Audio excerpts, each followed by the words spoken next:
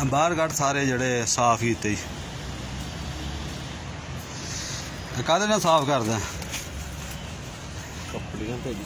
नहीं झग जी भी लगी सी कुछ शैंपू ना काहदे नाल करदा नहीं कोई झग जी फिर साफ करके की करदा नहीं सही गल दसी नहीं फिर वेच दे ना तू नहीं सारे गाहक जिहड़ा कोई भी है ना हाजी साहब कोई साफ सुथरा ही लेना हुंदा वा हां जी उन्हें हाँ किता है नहीं लेंदा माड़ा जिहा भी लगा होवे मिट्टी वो कहंदे जूस होया जूस दे फिर नहीं वो डब्बा भी तू कोल रखिया है ना डब्बा भी लभ लिया हां देखो ना सारे इहदे विच यानी सारे गड बाहर कढ हां देखो ना सारे गंदे हूं सारे साफ कर लेगा तो सर दसो मैं उत्ते तो टाकी मारदा है साफ हो गया ठीक है ना होया तो फिर इस तरह रख लेने आप हां लेदे हूं या देखो ਇਹਦੇ ਵਿੱਚ ਵਿਕਣੀ ਵਾਲਾ ਕਿਹੜਾ ਤੇ ਯਾਰ ਤੈਨੂੰ ਪਤਾ ਇਹ ਜਿਹੜੇ ਤੂੰ ਮਸਾਲੇ ਹੁਣ ਤੂੰ ਥੱਲੋਂ ਇਕੱਠੇ ਕੀਤੇ ਆ ਹਾਂਜੀ ਹਾਂਜੀ ਇਹਨਾਂ 'ਚ ਕਈ ਕਿਸਮ ਦੇ ਜਰਾਸੀਮ ਹੋਣੇ ਕਈ ਮਰੀਜ਼ਾਂ ਦੇ ਵੀ ਹੋਣੇ ਇਹ ਉੱਥੇ ਨੂੰ ਜਿੱਥੇ ਬਣਦੇ ਆ ਨਾ ਜਿਹੜਾ ਕੰਡਮ ਪੀਸ ਹੋ ਜਾਂਦਾ ਨਹੀਂ ਕੰਡਮ ਤਾਂ ਨਹੀਂ ਹੈਗਾ ਯੂਜ਼ ਹੋਏ ਹੋਏ ਨੇ ਮੈਂ ਸਰ ਉਹੀ ਤੁਹਾਨੂੰ ਦੱਸਦਾ ਨਾ ਵੀ ਜਿਹੜੇ ਫੈਕਟਰੀ ਦੇ ਵਿੱਚ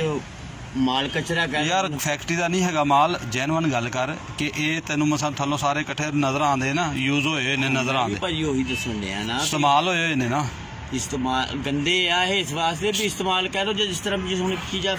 यार तू सीधी गल कर इस्तेमाल होए ने ना हां जी इन्हां नूं तू साफ किदां कर रहे हैं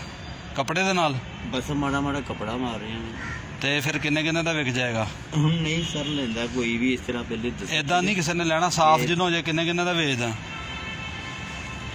5 ਰੁਪਏ ਦਾ ਜੀ 10 ਰੁਪਏ ਦਾ 5 ਰੁਪਏ ਦਾ ਜੇ ਕੋਈ ਲਵੇ ਤੇ ਠੀਕ ਆ ਨਹੀਂ ਤੇ ਧੱਕੇ ਨਾਲ ਤੇ ਸਰ ਲੈਂਦਾ ਹੀ ਦਿੰਦਾ ਹੀ ਨਹੀਂ ਨਾ ਹੀ ਕੋਈ ਲੈਂਦਾ ਵਾ ਇਹ ਦੁਬਾਰਾ ਦੱਸੀ ਇਹ ਗੱਲ ਕਿੰਨੇ ਦਾ ਵੇਚਦਾ ਇੱਧਰ ਕਰਕੇ ਮੂੰਹ ਕਰ 5 ਰੁਪਏ ਦਾ ਜੀ 10 ਰੁਪਏ ਦਾ ਜੇ ਕੋਈ ਲੈ ਲੈ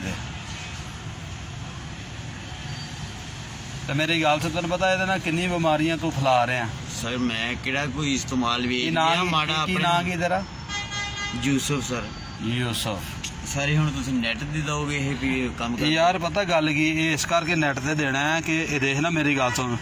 आप ते तू मरिया पिया तो मेरी गल सुन ना मेरा पुत्र मेरी गल सुन आप ते देख तू मिसाल के तौर पर अपना ते तू खत्म किया है किस्सा कहानी